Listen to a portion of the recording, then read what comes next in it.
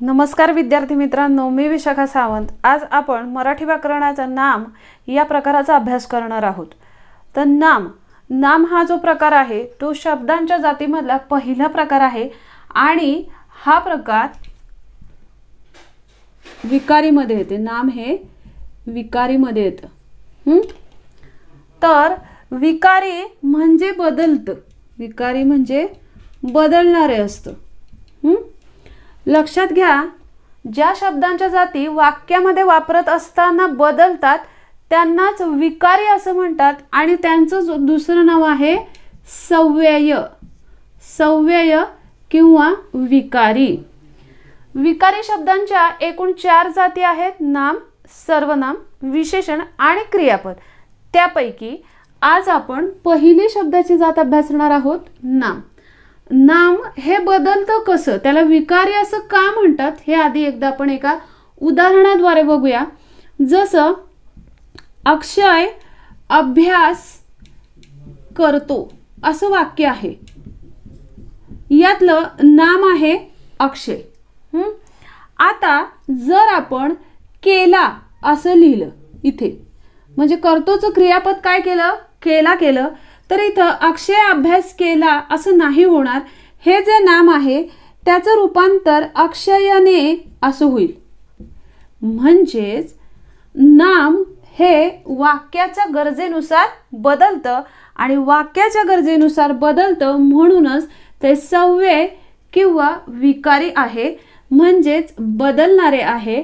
तर या नामाचा आपण अभ्यास करणार आहोत। आता नाम म्हणजे नक्की काय, तर आता इथं पुस्तकी व्याख्या दिलेली आहे, ती मी जशीच्या तशी लिहिलेली आहे। तर बघा, प्रत्यक्षातील किंवा कल्पनेतील, पुस्तकामध्ये त्याच्या कल्पनेतीलच्या ऐवजी कल्पित असा शब्द वापरलेला आहे आणि तो सोपा वाटावा म्हणून मी कल्पनेतील असे दिलेलं आहे तिथं।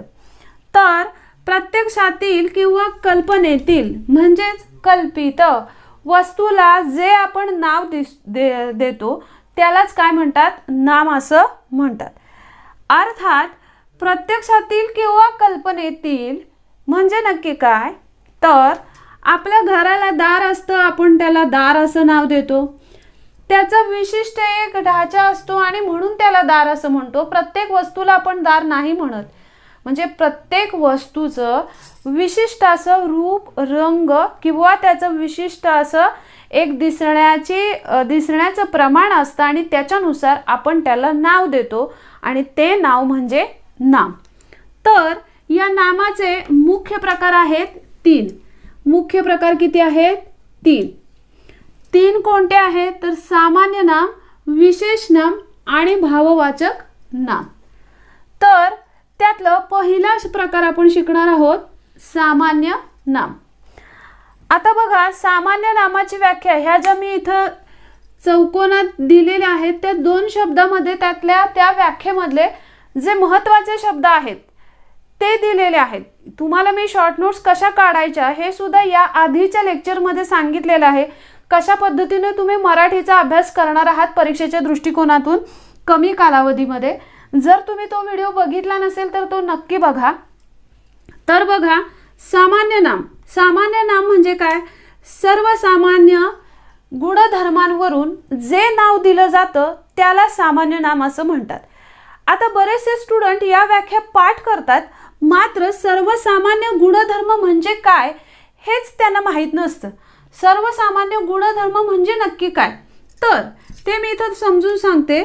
समजा हे झाड आहे, बरोबर आहे। आता ह्याला फूल म्हणा असं म्हटलं तरी कोण म्हणणार नाही, त्याला झाडच म्हणणार। तर लक्षात घ्या, अर्थात ह्या झाडाचे सर्वसामान्य गुणधर्म म्हणजे काय, की इथं मी फक्त आउटलाईन काढली आहे तरी सुद्धा जर त्याचे गुणधर्म काय असं विचारलं तर सांगू शकतो आपण काय, की झाडाला काय असतं, पान असतं, त्याला फुलं येतात, फांद्या असतात, त्याला खोड असतं, मूळ असतं, वगैरे वगैरे, बरोबर आहे। त्याचे अनेक प्रकार येतात। म्हणजे हे जे पान, फूल, फांद्या, खोड, मूळ असं जे असतं ते काय असं जर विचारलं तर आपण त्याला निश्चित नाव देणार काय, झाड। अर्थात ही आकृती तिथं नसली तरी सुद्धा मी जर पान असतं, फूल असतं, फांद्या असतात, खोड असतं, मूळ असतं, असं काय असतं असं एखाद्याला विचारलं तर तो निश्चितच त्याचं नाव झाड असं सांगेल. त्यामुळं हे जे काय आपण लिहिलेले आहेत हे या झाडाचे काय आहे, सर्वसामान्य गुणधर्म आहेत. आणि या सर्वसामान्य गुणधर्मांवरून आपण काय नाव दिलं, त्याला झाड असं नाव दिलं. तर अशा पद्धतीने सर्वसामान्य गुणधर्मांवरून जे नाव दिलं जातं त्याला सामान्य नाम असं म्हणतात. म्हणजे झाड हा शब्द काय आहे, सामान्य नाम आहे. आता हे जरी सांगितलं ना तरी बऱ्याच जणांना सामान्य नाम ओळखताच येत नाही. त्याच्यासाठी ट्रिक्स सांगते मी. ट्रिक्स आवडतात ना, तर ट्रिक्स सांगते मी त्याच्यासाठी.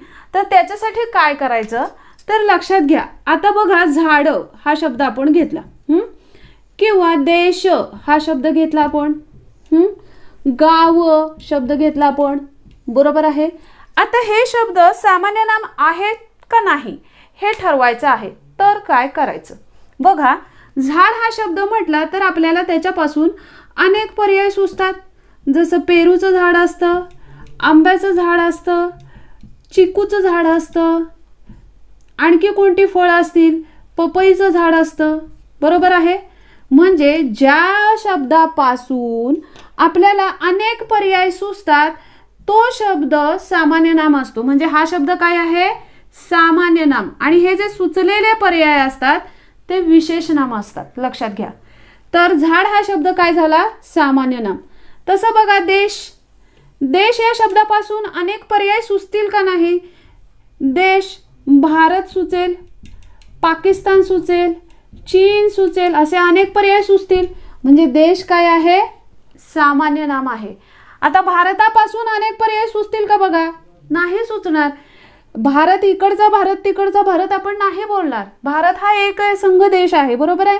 त्यामुळं देश म्हटलं की भारत, पाकिस्तान, चीन हे जे पर्याय सुचतात हे विशेष नाम असतात. आणि हा शब्द काय असतो, सामान्य नाम असतो, हे लक्षात घ्या. त्यानंतर बघा, गाव म्हटलं की अनेक गावांची नावं पण आपल्याला सुचतील, बरोबर आहे. जसं आमचं सातारा आहे, सांगली आहे, रहमतपूर आहे, त्यानंतर शहापूर आहे, अशी अनेक नावं सुचतील. मग ह्याच्यापासून ही जी अनेक नावं सुचतात ही विशेष नामं असतात आणि हे काय असतं, सामान्य नाम असतं. अशा पद्धतीनं ज्या शब्दापासून आपल्याला अनेक पर्याय सुचतात ते असतं सामान्य नाम. मग सामान्य नाम म्हणजे सामान्य नामाचे उदाहरणार्थ शब्द कुठले येणार, झाड, देश, गाव हे काय येतात, सामान्य नाम. सामान्य नामाची उदाहरणं असणारे शब्द आहेत, हे लक्षात घ्या. पुढचं बघा, ह्या सामान्य नामाचे उपप्रकार आहेत, पदार्थवाचक आणि समूहवाचक. हे पण आपल्याला परीक्षेला अनेक वेळेला विचारतात. तर पदार्थवाचक म्हणजे काय, तर पदार्थांची नावं असा तर त्याचा अजिबातच अर्थ होत नाही. म्हणजे ही जी सामान्य नामं असतात ती काही सामान्य नामं 1 2 3 4 मोजता येतात. ज्यांना जी 1 2 3 4 मोजता येतात त्यांना काउंटेबल थिंग्स असं बोलतात. काही सामान्य नामं 1 2 3 4 अशी मोजता येत नाहीत. म्हणजे समजा हे ज्या मी रेषा काढलेल्या आहेत या रेषा किती आहेत असं म्हटलं तर आपण 1 2 3 4 असं मोजू शकू. म्हणजे रेषा हे सामान्य नाम आहे आणि रेषा किती आहेत, 4. म्हणजे मोजता येण्यासारखंच सामान्य नाम आहे. किंवा त्याच्या ऐवजी समजा आपण झाडं काढलेले असतील तर झाड हा शब्द सामान्य नाम आहे, आताच आपण बघितलं. मग झाड 1 2 3 मोजतो आपण. म्हणजे झाड हा शब्द सामान्य नाम आहे आणि तो 1 2 3 4 असं मोजता येतोय. मात्र काही सामान्य नामं ही 1 2 3 4 मोजता येत नाहीत. मग 1 2 3 4 मोजता येत नाहीत म्हणजे नक्की काय, तर जसं पीठ जर आपण घेतलं आणि आपल्याला मोजायला सांगितलं तर ते आपण 1 2 3 4 असे त्यातले कण काढून अजिबातच मोजत नाही. तर पीठ आपण कशामध्ये मोजतो, किलोमध्ये मोजतो. किंवा कापडाची सुतं काढून आपण त्याचं 1 2 3 4 असं मोजत नाही, तर कापड एकत्रितरित्या आपण मीटरमध्ये मोजतो. समजा एखाद्या भांड्यामध्ये पाणी ठेवलेलं आहे. एखाद्या भांड्यामध्ये पाणी ठेवले आणि हे पाणी जर तुम्हाला मोजायला सांगितलं तर ते पाणी आपण 1 2 3 4 मोजू शकत नाही. त्याच्यासाठी आपण काय परिमाण वापरतो? लिटर. थोडक्यात जी सामान्य नामं अशी असतात जी किलो, लिटर, मीटर अशी परिमाण वापरतात आणि 1 2 3 4 असं मोजता येत नाहीत. अशी जी सामान्य नामं असतात ती सामान्य नामं पदार्थवाचक सामान्य नामामध्ये जातात. उदाहरणार्थ कापड आपण मीटरमध्ये मोजतो, पीठ आपण किलोमध्ये मोजतो, पाणी आपण लिटरमध्ये मोजतो, दूध आपण लिटरमध्ये मोजतो. आणि अशा पद्धतीनं जी नामं परिमाणामध्ये वापरली मोजता येतात, 1 2 3 4 मोजता येत नाहीत, अशा सामान्य नामांना पदार्थवाचक सामान्य नाम असं म्हणतात. पदार्थवाचक सामान्य नामालाच परिमाणवाचक, परिणाम नाही, परिमाणवाचक सामान्य नाम असं म्हणतात. कारण ही सामान्य नाम मोजताना आपल्याला विशिष्ट एखादं परिमाण वापरावं लागतं. उदाहरणार्थ किलो, लिटर, मीटर इत्यादी मोजताना सांगते मी. तर परिमाणवाचक किंवा परिमाणदर्शक सामान्य नाम कोणतं? तर पदार्थवाचक. हे लक्षात ठेवायचं. पुढचं बघा, समूहवाचक सामान्य नाम. समूहवाचक सामान्य नाम म्हणजे असं सामान्य नाम ज्याच्यावरून समूहाचा बोध होतो. म्हणजे मोळी हा शब्द बघा, मोळी हा शब्द सामान्य नाम आहे. मग मोळी हा शब्द, मोळी म्हटलं की समजा लाकडाची मोळी म्हटलं तर अनेक लाकडं एकत्र येतात आणि त्यांची मोळी होते. एकच लाकूड त्याच्यामध्ये नसतं. म्हणजे ज्याच्यामध्ये अनेकांचा बोध होतो असं जे सामान्य नाम असतं किंवा समूहाचा बोध, थोडक्यात ह्याच्यामध्ये काय म्हणायचं? समूहाचा बोध. ज्या सामान्य नामामध्ये समूहाचा बोध होतो ते सामान्य नाम समूहवाचक सामान्य नाम असतं. शिवाय म्हणजे आता हा शब्द दुसरा बघा, ढीग. म्हणजे एखादा समजा इथं धान्य आहे आणि हा धान्याचा ढीग आहे. मग ढीग कसा तयार होणार? अनेक धान्यांचे कण एकत्र येतात, अनेक धान्यांचा समूह ढीग. म्हणजे समूहाचा बोध ह्याच्यावरून होतो. म्हणजे ज्या सामान्य नामांवरून समूहाचा बोध होतो ते सामान्य नाम समूहवाचक सामान्य नाम असतं. हे लक्षात ठेवा. हे झाले सामान्य नामाचे 2 उपप्रकार. पुढच्या नामाच्या प्रकाराकडे जाऊया, विशेष नाम. विशेष नाम बघा, ज्या वेळेला ही सामान्य नामं असतात, मघाशीच मी सांगितलं झाड, बरोबर आहे. झाड हे सामान्य नाम आहे. या सामान्य नामाची अनेक उदाहरणं, ह्याच्यापासून अनेक पर्याय आपल्याला सुचतात. झाड मगाशीच मी सांगितलं, आंबा, पेरू, चिक्कू किंवा पपई. म्हणजे झाडाला मी ही दिलेली काय आहेत? विशिष्ट नावं आहेत. समजा मगाशी मी झाड काढलं होतं त्या पद्धतीने हे काय आहे? झाड. म्हणजे पानं असतात, फुलं असतात, फळं येतात, मूळ असतं किंवा खोड असतं, त्याच्यावरून आपण ह्याला काय दिलं? झाड हे नाव दिलं. म्हणजे हे काय झालं? सामान्य नाम झालं. सामान्य नाम. आता मी ह्याचं बाकीचं फक्त आउटलाईन काढली आहे. आता इथं मी असं हे फळाचं चित्र काढलं आणि विचारलं हे कशाचं झाड आहे? तर हे कशाचं झाड असणार आहे? आंब्याचं झाड असणार आहे. चित्र बघून तुम्ही सांगाल, बरोबर आहे. म्हणजे झाड हे सामान्य नाम झालं. त्याच्यात सर्वसामान्य गुणधर्म, पानं असतात, फुलं असतात, फळं असतात वगैरे वगैरे, याच्यावरून आपण त्याला झाड हे सामान्य नाम दिलं. आणि त्याचं हे झाड हे फळ बघितल्यानंतर ते झाड नक्की कसलं आहे असं विचारता, हे झाड कसलं आहे? आंब्याचं. म्हणजे ह्या झाडाला आपण जे विशिष्ट नाव दिलं, विशिष्ट नाव दिलं ते काय असतं? विशेष नाम. त्यामुळं आंबा हे काय झालं? विशेष नाव झालं.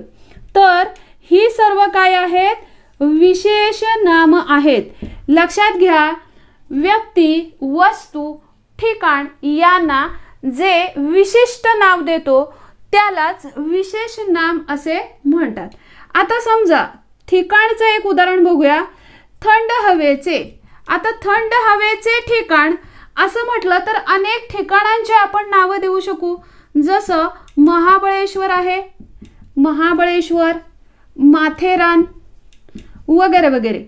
म्हणजे भरपूर थंड हवेची ठिकाण आहेत. मग हे जे थंड हवेचे ठिकाण आहे तर ह्या ठिकाणाचं हे जे नाव आहे हे काय आहे? विशेष नाम आहे. जसं बघा एखादा मुलगा, मुलगा हे विशिष्ट जातीचा बोध करतो. मुलगा, मुलगा बरोबर आहे. मग ह्या मुलग्याचं नाव मी दिलं अक्षय, अजून एक नाव दिलं रमेश, त्या मुलाला अजून एक नाव दिलं दिनेश. म्हणजे ह्या मुलाला जी दिलेली अक्षय, रमेश, दिनेश ही जी नावं आहेत ही त्या व्यक्तीला दिलेली विशिष्ट नावं असतात आणि म्हणून अक्षय, रमेश, दिनेश हे काय आहेत? विशेष नाम आहेत. हे लक्षात घ्या. आणि मुलगा हा शब्द काय आहे? सामान्य नाम आहे. तर लक्षात काय ठेवायचं? व्यक्ती, वस्तू, ठिकाण यांना जे विशिष्ट नाव दिलेलं असतं त्याला विशेष नाम असं म्हणतात. आता एक महत्त्वाचा फरक लक्षात घ्या. सामान्य नाम हे जातीवाचक असतं. पुस्तकामध्ये दिलेलं बऱ्याच जणांचा हा कन्सेप्ट लक्षात येत नाही, डोक्यावरून जातो. आणि विशेष नाम हे व्यक्तिवाचक असतं असं म्हणतात. म्हणजे काय की विशेष नाम हे विशिष्ट व्यक्ती, वस्तू, ठिकाण यांना दिलेलं विशिष्ट नाव असतं आणि म्हणून ते व्यक्तिवाचक असतं. तर जातीवाचक म्हणजे विशिष्ट जातीचा बोध. जसं मुलगा असं म्हटलं की मुलगा या पूर्ण जातीचा बोध ह्याच्यावरून होतो. झाड म्हटलं तर झाड म्हटलं की झाडाचे अनेक प्रकार असतात. उंच झाडं, छोटी झाडं, खुरटी झाडं. मग त्या झाडांचे प्रकारांच्या, झाडाच्या जातीचा बोध होतो आणि म्हणून हे जे सामान्य नामं आहेत ही जातीवाचक असतात. हे लक्षात ठेवा. काही नाही लक्षात आलं तर सामान्य नामं ही जातीवाचक असतात आणि विशेष नामं ही व्यक्तिवाचक असतात. का तर विशिष्ट व्यक्ती, वस्तू, ठिकाण यांचा बोध करतात. हे लक्षात घ्या. अर्थात आता सामान्य नामामध्ये एक पॉइंट लक्षात घ्यायचा आहे. ते म्हणजे काही वेळेला सामान्य नामं असतात ती म्हणजे विशेष नामं दिलेली असतात मात्र त्यांचा उल्लेख सामान्य नामासारखा होतो. ते केव्हा? की ज्या वेळेला त्यांना उपमा दिलेली असते. हे प्रश्न परीक्षेला येऊन गेलेले आहेत त्याच्यामुळे लक्षात घ्या. पाहिजे तर जुन्या प्रश्नपत्रिका तुम्ही बघा. जसं बघा आमचे वडील जमदग्नीचा अवतार आहेत असं वाक्य आहे. तर आता इथे लक्षात घ्या जमदग्नी पेपरला काय केलेलं असतं? जमदग्नी या शब्दाला अंडरलाईन केलेलं असतं आणि विचारलेलं असतं की हे नामाच्या प्रकारात कोणत्या प्रकारात जाईल. तर हे नामाचं बरेच जण जमदग्नी हे विशिष्ट रागीट ऋषींचं नाव होतं त्यामुळं जमदग्नी या शब्दाला बरेच जण विशेष नाम म्हणतात. मात्र इथं लक्षात घ्या दिसताना विशेष नाम दिसतंय मात्र ते कार्य सामान्य नामासारखं करतं. काही नाही कळलं तर लक्षात घ्या इथं वडिलांना उपमा कुणाची दिली? जमदग्नीची दिलेली आहे. मग ज्या वेळेला एखाद्या व्यक्तीला विशिष्ट एखाद्या व्यक्तीची उपमा दिलेली जाते त्यावेळेला जो उपमा दिलेला शब्द असतो तो शब्द विशेष नामामध्ये न टाकता त्याला कशामध्ये टाकायचं? सामान्य नामामध्ये टाकायचं. त्यामुळं या वाक्यामध्ये जमदग्नी हा शब्द विशेष नामासारखा दिसतोय मात्र तो विशेष नाम नसून वडिलांना उपमा दिलेली आहे त्यामुळे हा शब्द उपमा दर्शक आहे म्हणून त्याचा समावेश सामान्य नामामध्ये होतो. हे लक्षात घ्या. अशा पद्धतीची उदाहरणं आपल्याला परीक्षेला येतात आणि बरोबर इथेच अनेक स्टुडंट चुकतात. जर तुम्हाला हे कळलं नसेल तर व्हिडिओ पॉज करून पुन्हा एकदा बघा म्हणजे समजेल. पुढचा नामाचा प्रकार आहे भाववाचक नाम.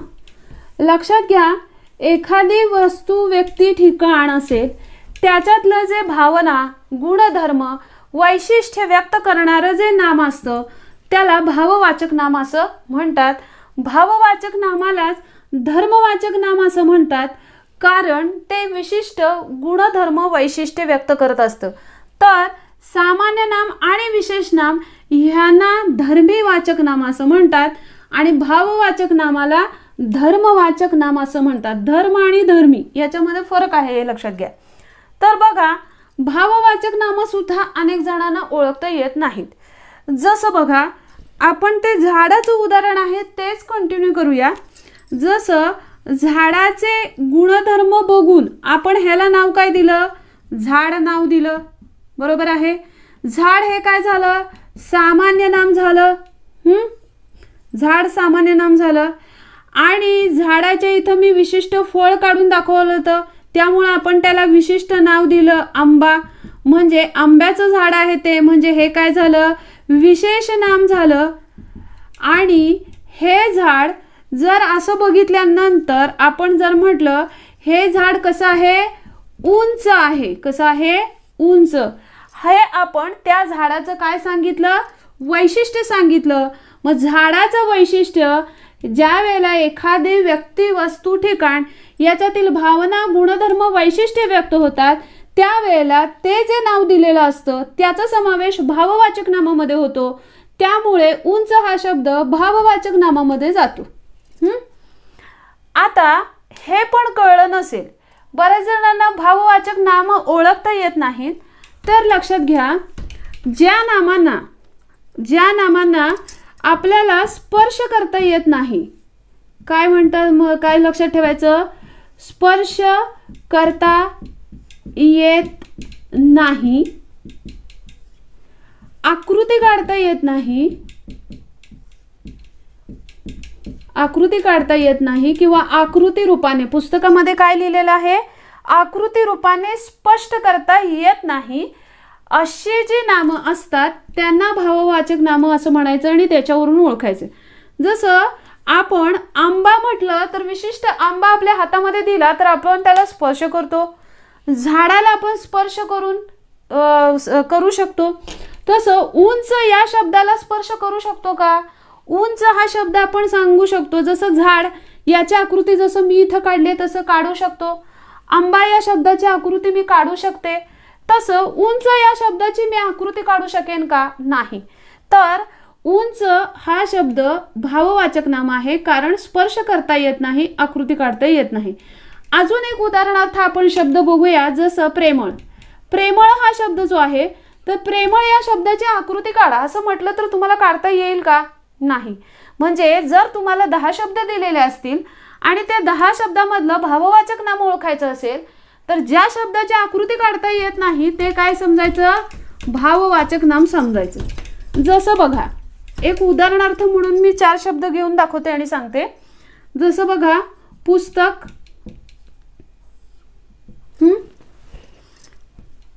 पुस्तक, पेन, वही, पुस्तक, पेन, वही, नदी, रमेश, त्यानंतर चांगुलपणा,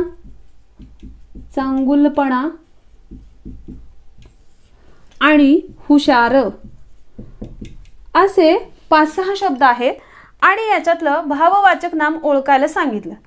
तर आता बघा, रमेश म्हटलं की विशिष्ट मुलाची आकृती समोर येते, म्हणजे ह्याची आकृती आपण काढू शकू. पुस्तक तर पुस्तकाचं चित्र आपण काढू शकू. पेन म्हणजे पेनाची आकृती किंवा चित्र काढू शकू. वहीची आकृती किंवा चित्र काढू शकू. नदीची आकृती किंवा चित्र काढू शकू. मात्र चांगुलपणा हा गुण आहे, त्याची आकृती आपण काढू शकत नाही. शिवाय हुशार हा एक गुण आहे, त्याची आपण आकृती काढू शकत नाही. त्यामुळे या दिलेल्या शब्दापैकी हुशार व चांगुलपणा ही काय आहेत? भाववाचक नाम आहेत. हे ट्रिकनुसार तुम्ही लक्षात ठेवू शकता. समजलं? तर अशा पद्धतीने भाववाचक नामं लक्षात ठेवायची आहेत. या पलीकडे जाऊन भाववाचक नामाविषयी अजून एक हे असतात की प्रत्ययावरून तयार होणारी नामं.